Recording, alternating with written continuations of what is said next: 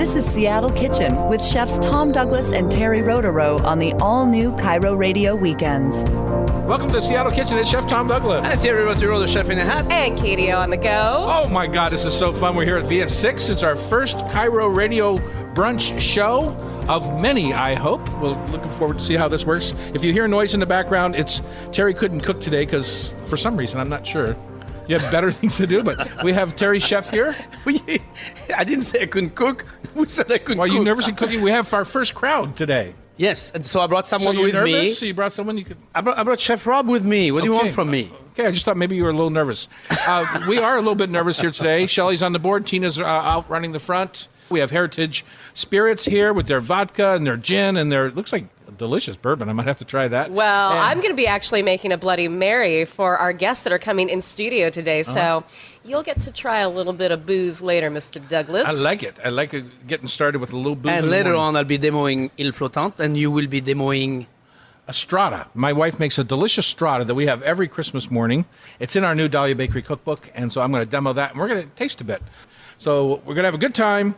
Well, like I said, when you hear noise in the background, realize this is our first attempt at a live brunch show. We think it's going to be a good time. So let's start with our Whole Foods Market ingredient of the week, and that today would be chanterelles. And now, we've already reached the bottom from a dollar perspective on chanterelles. Mm-hmm. Lowest I saw them go this year in the grocery store was $4.95. That is so cheap for So cheap. chanterelles. The lowest I got them wholesale was $3 a pound. Yeah. I bought 3,000 pounds at $3 a pound. Whoa. It's pretty nice. Because I like to cut them up. I chop them up. I saute them in butter. All 3,000 pounds of them. Yeah, I did. We keep them. I tell you, I'll explain this to you. But I did some at home too. But I chop them up and reduce them down just with butter, and just let it boil the moisture out of the mushroom. Because if you put them in wet into the freezer, they come out like wet poodles. Yeah. You know, they really Wet are not. poodles? Yeah, they're not fun. They're kind of soft and stringy and gross this time of year because they're pretty wet to begin with. And they lose a little juice, too, Well, when they thaw out. Well, they lose their structure, right? Mm-hmm. Yeah, so I like taking that juice out and reducing it down and intensifying the flavor of the mushroom first. And then now, let's say it's January, there's nothing to be found around this town. Potatoes, kale for the millionth time. But with my lamb shanks that I'm making in January, go get a to little my bit of freezer, chanterelle. pull out a little... I put them in 8-ounce baggies. What are you doing? Why To are me, you I'd looking at rather me go to like the freezer this? and get You're trying to chanterelles seduce me with than your go get chanterelles. pot or something like that. You know, in my freezer, you know, a lot of people, you go to their house, there's pot in the freezer and the Right. little side. I keep chanterelles in the freezer. So That's pretty you can sexy. also, if you have that much chanterelle on hand, you should also pickle some. You Because pickle pickled some. chanterelles are really That good. texture kind of freaks me out. It does? Yeah, I know that there's. What is it You know, about that text? Too slimy for you? I gotta tell you, I had them in our restaurant the other night, and the chef sent them out to me. He said, "God, Tom, I got these great chanterelles, blah blah blah." He sent them out, and they were in a pool of butter and white wine and garlic, and he hadn't cooked the chanterelle enough. It was just this slimy. Well, okay, so that's you just- just have to, in my opinion, this time of year. In the summertime, they're dry, But right? they're great in your stew, your veal shank, your lamb Yes, shanks. exactly. But That then would they're be cooked great in down. them. But if you leave them long, they're kind of stringy and weird. You Yeah. got to chop them. Exactly. But in the summertime, when they're very dry, you can saute them in a second, and they're delicious and Yep. intense. But this time of year, you really, in my mind, have to cook them and chop them to make them the best they can be. You can Yeah. grind, you can Or grind, puree 'em into a and you soup. can make a soup. You know, a beautiful chanterelle soup is delicious. Do you think they have enough flavor for a soup this time of year? I think they're kind of watery and not that Well, intense. it's kind of like taking. It's almost like a button mushroom idea, where you do a cream of mushroom. You're not trying. You're not trying to, extract the flavor that's in there. But the chanterelle, when you cook them down, like you were saying earlier, they do have flavor. I mean, they have that woodsy flavor that's delicate and put that. yeah, with a but little So all dollop I'm of creme saying is fraiche. that they need to be intensified this time of year. Right. And there's mountains of them at the grocery store. At least they were at the Ballard Market the other day. At Whole Foods Market, they've got them. And They also have yellow foot chanterelle now that are showing up that are much more wintry chanterelle. Between the black foot chanterelle and the yellow foot chanterelle, you get a bit more wintry. so tell me the difference between those. Same flavors, just different look? Same flavor. It's a little bit, actually, I think it's a little bit stronger in woodsy flavor, kind Mm-hmm. of like that mustiness than you get out of the mushroom. They're just not as nice looking, and they don't cook the same way as a chanterelle does. It's never as dry. It's always wetter, so it renders the water much more. Right. But it's a great mushroom to put in a stew, to put into a garnish, not by itself, but to put into a stew or a soup. It's a great combination for that. Yellowfoot chanterelle I think it's a good one to take this time of the year. May I ask you too a question since we're on the topic of mushrooms? Is there any mushroom that you don't cook down like that? Where, you're saying with the chanterelles, they're kind of wet, so you need to cook it down so they dry out a bit. The flavor intensifies. I kind of feel like that's the treatment you should really be doing with most all of your cooked mushrooms. Or are there exceptions to that? No. Like matsutakis, you would never do something like that. You would never cook them like that. Matsutakis are a lot drier of a mushroom, more dense. So you slice them and you put them in a broth, and what happens is it releases and all that perfume goes into the broth. Interesting. So you don't really, reduce down. You don't put matsutakis in the pan and reduce down the juice and all that stuff. It's not really something to do because it's so delicate. The flavors don't really lend itself to that. To that sort and of the mushroom cooking. structure is very different. And the matsutake it's just gorgeous as, Yeah. one little slice does a whole cup of broth, right? So it's really a gorgeous. Gentle. I just had some the other night at Nishino, and that was flawless. I mean, absolutely. Some of that soup? Yeah, and he puts those little. What's the name of those little white Japanese nuts? The enoki? No, the nuts. There's a. Oh, the nuts. It's like a tender. I think it's something nut, but I don't think it's really a nut. But it looks like almost looks like a little gnocchi. Sometimes you think it's a nut, sometimes it's not. Pretty sure that's how that song goes. You're right on the money. Yeah. Right on the money with that one. So if you're walking through Yeah. Whole Foods, let's get back to Whole Foods for a second. I mean, there's always a generous amount of mushrooms there. In my mind, if you're reducing down mushrooms, say like what you're talking Yeah. about, you can reduce down creminis and all that sort of mushroom to kind of get you a base flavor, and then maybe garnish, use that in your base, in kind of the gravy side of it, and then finish with a little bit of sautéed chanterelle. That's a way to stretch an expensive mushroom. Yeah. Right. So you finish with the little garnish of chanterelle right on top. And I don't know about chanterelles, but Little Creminis make a really nice raw mushroom salad too Of this course. time of year. So you're making a veal Milanese. It's got the breading, the heavy breading, the lemon juice, and then you do a little raw cremini mushroom salad on top, and it's crispy and crunchy Right. to the heavy breading. It's really a nice finish. And mushroom and celery too. Little very thin slice of like shaved celery with mushroom is delicious as a salad. Delicious as usual. Well, check out Whole Foods Markets. It's the last of the season of the chanterelles. They're just starting to go back up in price again. So get them and get some in your freezer, all sauteed up and delicious. Next up, it's our brunch show. So we got lots of great tips on how to make your next brunch from ordinary to extraordinary. You're listening to the Seattle Kitchen on Cairo Radio 97.3 FM, Seattle's news and Seattle's talk. And like I said before, we are coming to you live from the Via 6 apartment building right in downtown Seattle, 6th and Lenora. We're hoping to be able to do this in the future. This is our test show. Right now, you're part of it. Stay with us. Welcome back to the Seattle Kitchen and KDO. It is time for our Ordinary to Extraordinary. That's right. This is where we are going to talk about some ordinary dishes. This time, we're going to do a little brunch edition. Since everything is brunch Yeah. all the time, all day long. And we're going to take some ordinary dishes, and you two professionals, are going to make them extraordinary dishes. So you guys ready to get into it? So ready. Okay, the first one, pancakes. What are you going to do? What are you going to do to make pancakes? Well, that was an exciting lead-in there, KDO. So, I got real amped up about that any one. sort of ethnicity to our pancakes? Is it fresh pancake I or think- homemade or? I Is it think crepes? that- Is it lingonberry? Is Well, this- I think that most people make the traditional buttermilk pancakes. So I think that's what you should go off of. But hey, Here's I don't my- want to hold you back. If here's you my want to theory. go international, you just go ahead and do that. I think most people, and I'm sad to say this, sort of, but not too sad. I'm sure most people use a box mix for their pancakes. Yeah. do you think that's... Yeah. do you- I do. Like my mom always used. She was a home cook, and she always used Bisquick. Yeah. Which was kind of a pancake mix. Mm-hmm. So you could make waffles out of the same thing. It really didn't Biscuits. matter. My dad used to make drop biscuits out of Drop the Bisquicks. biscuits out of the Bisquick. Yeah. So I think a lot of people do. I have a question, Tom. Do you put beaten egg white in the pancake batter? Do I? That's more of a homemade version. I would bet 99.9% of us do not do that. Because I think That's that's a what really makes. high percentage. I think- 99.9. That's like antibacterial kills 99.9% of all germs. You could eat Listerine or you can make pancakes. Neither one's going to have Wow, whipped same egg percentages. whites in it. That's My point- science but right More there. so in waffles than I do in pancakes. Right. But I think it makes the difference of day and night in terms of the ending product.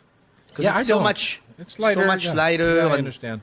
You don't like light pancake? No, to me, if you don't get a good gut ache off a pancake, it's not worth eating. Like, forget it. Just Yeah, or at least scrap go the into whole some thing. sort of hyperglycemic trauma or something like that, with the maple syrup. Yeah. Instant for me. So bacon would always be a nice so thing In with the your batter? pancake. So now let's just, No. we're just going to have a After the buttermilk pancake. batter mix. So we're going to Okay. start there, you and I, right? Yeah. Okay. So I would render some bacon, Okay. and then I would dice it, and I would, at the end of once one of my side of my pancake is baked or is cooked, I would put some pieces of bacon into the pancake and then flip it over. So when you eat your pancake, you've got the typical pancake with bacon in it, and obviously garnishes is always huckleberries are great garnishes for my pancakes because it brings that little acid and fruitiness into the pancake. So I like that. So really, your way of taking an ordinary pancake to extraordinary is to add bacon and blueberries to it. That's Huckleberries. That's Man, really out there. Tough crowd Huckleberries. today. Tough crowd. that's You really know, out it's there. you said out of the box pancake. I'm like, okay. No, I so- said you have a nice. Yes. Yes. No, you call it nice. Well, we have a difference of opinion right there already. I like to beat my egg white, put them in my batter, end of the batter of my pancake, and then make a pancake out of that. So, here we go. There you go. Tom, then I you, got- you do something I extraordinary. got then nothing. if you- I got nothing See? on that. You're no help whatsoever. I'm going to take mine. I'm going to add cabbage, and I'm going to add. That's really appealing. Thanks. I'm going to make an Osaka pancake out of it. Let me just take a Oh, quick vote. interesting. Bacon or cabbage in your pancake?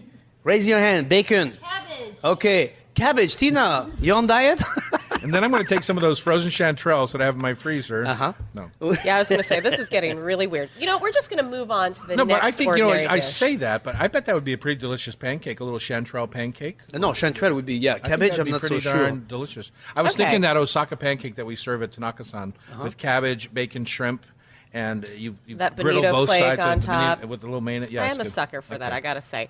All right, the next one, and I think that there's going to be great debate on this, on what makes an extraordinary omelet, because I think a lot of people prefer their omelets in different ways. I think So- the organic eggs, plump from Wilcox Farm, that would be delicious. What do you think of that? that sounds good. All right. But- That's a good start. Start so with great eggs. Start with good eggs. I And then- think so. Here's the thing. Am I going first this time? Go ahead. Yeah, because I didn't like omelets for the longest time until I went to Paris, and I was sitting in a cafe across from the Louvre, and for something I don't know in the world, something made me order an omelet, and what changed my mind about omelets after having that was it was a very wide to the pan, so it was a thinner omelet than what I had always seen or made. This is my And so- favorite kind of omelet. Right, that you're and then describing. and then it also had brown on it, which I was brought up even in the cooking world to say no brown on the outside of your omelets is very blonde. But this one had a nice brown, so it had plenty of fat in the pan, probably butter, and then it has lots of fresh herbs, just fine herbs, and just little a simple cheese. little goat cheese. Yeah. And it was the most delicious omelet I had ever had, and obviously the eggs had flavor, which was A big not piece always of the it. case. But after that, I fell in love with omelets. But I had been eating and making omelets for 25 years before that. Never really liked them. yeah. But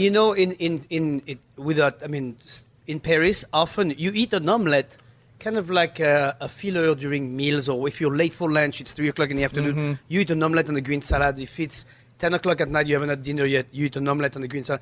It's not a breakfast item. It's actually an item that you eat when you don't want to eat too heavily. Or light supper, absolutely, yeah. And it's, a soup and an omelette or salad and omelette. It's very, very common to find it in many, many bistros. Well, I didn't know how in French France. I was because I eat a lot of omelets Do ya? at home. And for I this- think your chanterelles that were in the freezer, you throw them in the pan before you make your omelette, and then you pour your eggs on top of that. So you like this, your mix kind of in the eggs rather than like down the center like we're used to in American. Well, if I was we're talking about frozen chanterelle, which Yeah. is different than many other different things. Okay.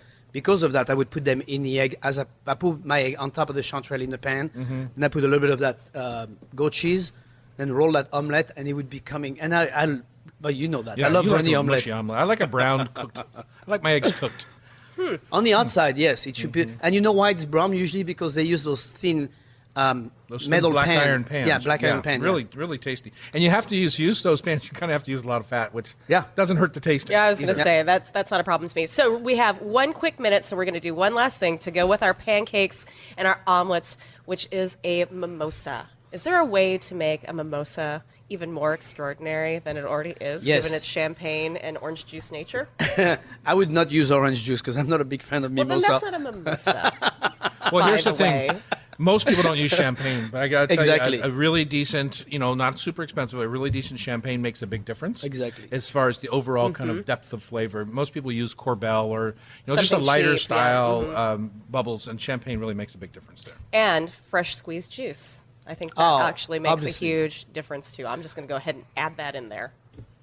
And what about blood orange instead of regular? Yeah. Sure, go for No it. kidding. Yeah. Get wild. You betcha, baby. Or tangerine. Coming up, Jon Stewart. Finally, somebody besides me has been ranting about Chicago-style pizza, and what a barrel of bull it is. More food in the news right after this. You're listening to Seattle Kitchen on Cairo Radio 97.3 FM. Seattle's news and Seattle's talk.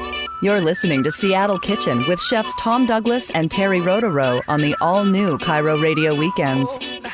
Welcome back to the Seattle Kitchen. We are live from the Via 6 Department building today. It's our brunch show, and I don't know if you guys heard or not. It's Chef Tom Douglas and Terry and Rotaro. KDO and blah, blah, blah. All those other folks. Where's blah, blah, blah? Blah, blah, blah is Tina and Shelly and our studio audience. And, Sorry, Shelley. Sorry, Tina. but Sorry, audience. Jon Stewart ranted on Chicago-style pizza, and you've heard me rant before about that thick, gross, layered pile of poo that they call Oh, good. Chicago-style Yeah. pizza. We're going to have no Chicago. phone call on our radio show next week. I like that, Tom. I know, that's okay. So, by the way, if you're from Send me your Chicago notes. and you want to really get mad at us, it's go on Facebook and like us. So anyway, I've kind of felt that way. I don't get Chicago-style pizza. It's just, maybe there'll be somebody in the audience that wants to arm wrestle over They it. call it the deep dish pizza, So right? here's Jon Stewart's rant on Chicago-style pizza. Deep dish pizza is not only not better than New York pizza, it's not pizza. It's a casserole. I'm surprised you haven't thought to complete your deep dish pizza by putting some canned onion rings on top of it. It's a cornbread biscuit which you've melted cheese on, and then, in defiance of God and man and all things holy, you poured uncooked marinara sauce atop the cheese. Atop. The cheese on top, the sauce, naked, cold, on display like some sort of sauce hooer. This is not pizza. This is tomato soup in a bread bowl. This is an above-ground marinara swimming pool for rats. Let me tell you something about your not pizza. I want to know when I get drunk and pass out on my pizza that I'm not going to drown. Let me tell you something. That is so awesome. Nobody That does is- it better than Jon Stewart, but I kind of feel the same way. It's Yeah. like this. It's just this pool of more is better, which is a problem with American food in general, and it has been always talked about like it's some sort of hail to the chief kind of pie, Yeah, and it people really love is. it. People are fervent fans. What do you mean, people? Do people eat? I don't think they're people. Real? No, I think they must stop be. it. Jon Stewart said they must have gills. You have to swim through the marinara. I wonder if sometimes, what do I know? I don't know about the food history of the Midwest, but I think that there's such a culture of casseroles there. It's like a casserole pizza. That's what I think of it Right. as opposed to like, it's a pizza. That's No, a but I piece of agree. I pizza agree. I pie. think it is a casserole, not. I lived in Chicago for 3.5 years, coming from France. Are your friends going to get mad at you now, Terry? It doesn't matter. We're going to send them this It's the podcast. truth, so it doesn't really matter. Amen. So No. you also dislike the deep dish. I yeah. just don't understand it. I don't understand. When I first came in '79, I came to Chicago. That was my first stop in the States, and I saw this, and they were like, "Let's have a pizza," and I was like, "Cool, that sounds good." I'm used to like the anchovy and tomato, like Southern France Mediterranean pizza, and I get to Chicago, Pissaladiera, right? Yeah. How do you say that? Pissaladière. Pissaladiera.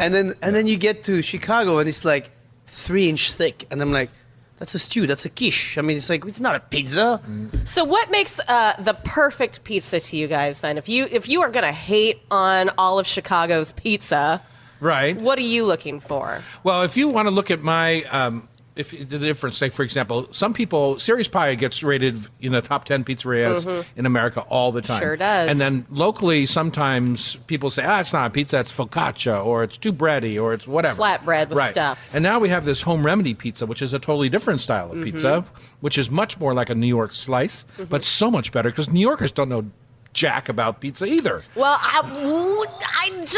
I don't know what to say about that because I Well, was just in New York and I had what I think is a very quintessential slice. Yeah, but it's And- just- Where? it's typical At for this, New place, York. at this place called Rossetti's. Oh, yeah. And I will tell you, you walk in there, and the guy that's behind the counter could only be a man that serves you a slice. Well, here's the point. Let's got the stop paper right hat there for on. 1 second. That's not the pizza. That's Okay, the dude. okay. I understand how you get sucked in by the atmosphere, but that's not the pie. Let's just talk about the pie. Okay.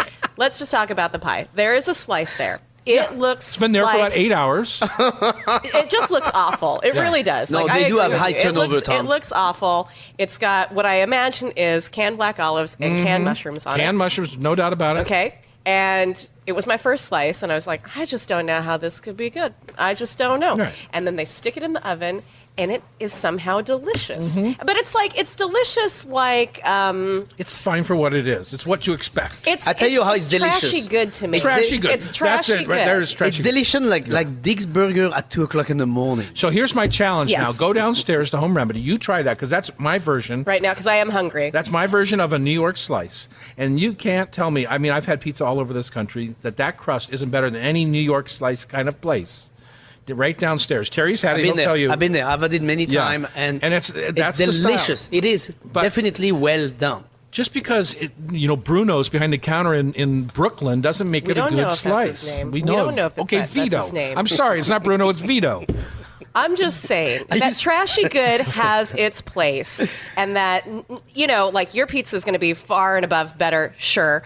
But sometimes you just want a Cheeto, right? And no one I'm can not make asking- you a Cheeto other than No, Cheetos. I don't like the way you said that. You said yours is going to be far and better. I'm not looking for accolades like that. No, I wanna the give it to proof you. is in I the wanna give it to pie. you. Yeah, The proof is in the All pie. right, I'm Go gonna downstairs. You know what? I'm going to go downstairs right now. Quit harassing me. Quit yelling. Bottom at me, line is Tom. this: does it feel good or does it not feel good? And I tell you, you have a piece of pizza at the pie restaurant. It's delicious. Every There's part of it. nothing- The tomato sauce is good. Real Exactly. cheese. And the food is- crust is fermented for 2 and it's days. fresh food. It's not like canned mushroom or whatever. It's like, Yeah. I mean, it's like Yeah, what Terry everybody. said. It's the first nice thing he's ever said about me. That's Everybody sweet. goes to Ray's and has a slice of pizza. I'm sorry, it's great if you're starving and you're walking down Yeah, some then it street in tastes New York. awesome. It's great because it fills up the hole as opposed to having a burger down the street. But This is really sweet. Brunch is bringing you guys together. Yes. Thanksgiving is only a few days away, and thank God I don't have to eat some Chicago pie. After you make all that tasty food, you want to turn that leftover turkey into stock, and we'll help you out. You're listening to the Seattle Kitchen on Cairo Radio 97.3 FM, Seattle's news and Seattle's talk.